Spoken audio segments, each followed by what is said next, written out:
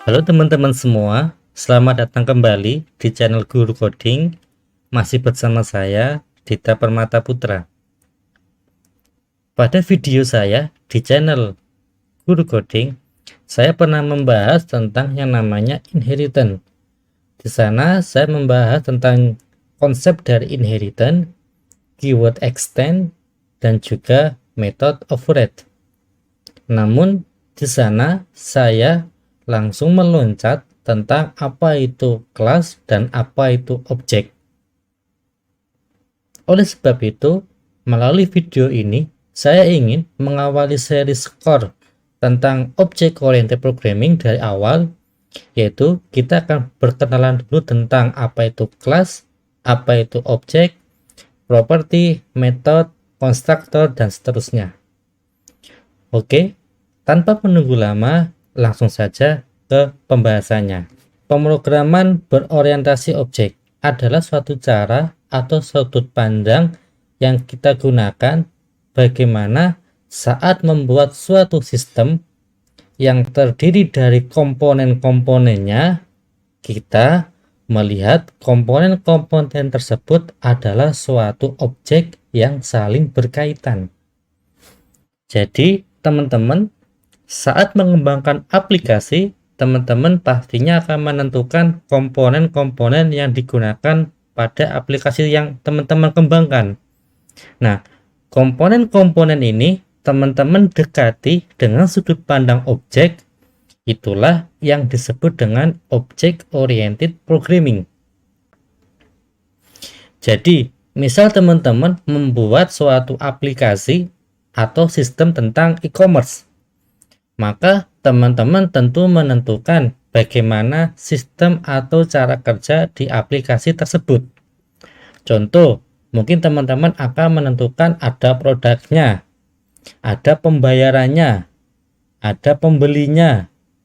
Nah, komponen-komponen tadi teman-teman terjemahkan menjadi sebuah objek.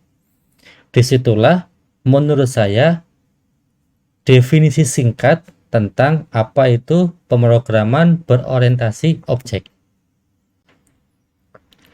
Karena sudut pandang yang kita gunakan adalah objek, tentu di dalam kehidupan nyata saat kita membuat suatu objek memiliki yang namanya cetakan atau blueprint. Nah, di dalam pemrograman berorientasi objek, cetakan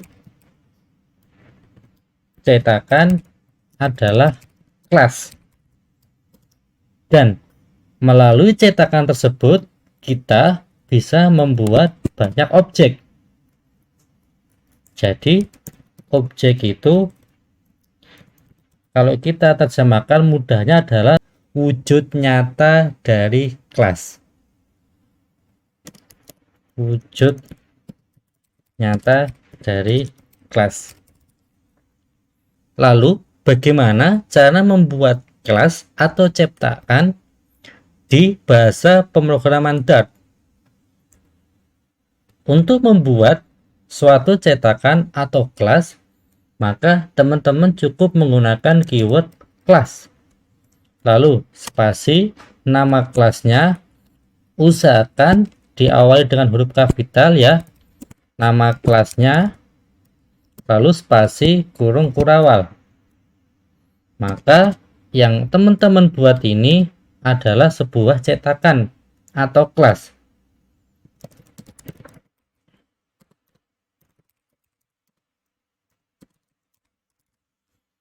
Lalu bagaimana cara kita membuat wujud nyata atau objek dari kelas yang kita buat? Maka caranya sangat mudah teman-teman.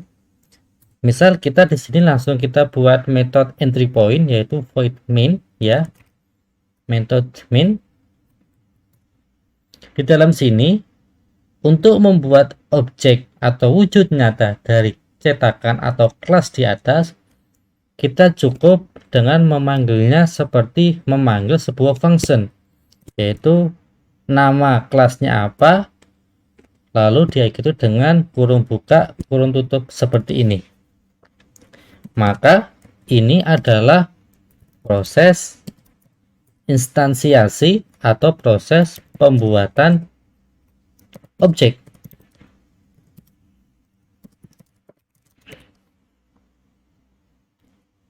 Sekarang, ketika kita membuat suatu objek, tentunya objek tersebut akan disimpan di dalam alamat memori komputer kita. Sekarang pertanyaannya, bagaimana kita mengakses objek tersebut? Untuk mengaksesnya, kita butuh yang namanya suatu identifier. Ya, untuk mengakses objek di memori, kita butuh identifier, yaitu seperti memberikan suatu nama pada variabel. Misal kita beri nama yaitu objek 1 sama dengan yaitu name dari kelasnya. Dan di sini teman-teman harus menentukan tipenya, bahwa objek name class teman-teman bisa kasih keywordnya yaitu boleh nama kelasnya nama kelas gini ya, atau teman-teman bisa menggunakan keyword-keyword type inference seperti keyword var atau final, bisa. Nah, inilah konsep dari kelas dan objek. Supaya ini menjadi lebih realistis ya, kita buat kelasnya bukan nama kelas. Coba kita buat nama kelasnya menjadi kelas person. Lalu di sini ini akan saya hapus ya, saya beri komentar saja person sini. Lalu di sini saat kita menggunakan identifier, kita ganti di sini nama kelasnya menjadi kelas person. Oke.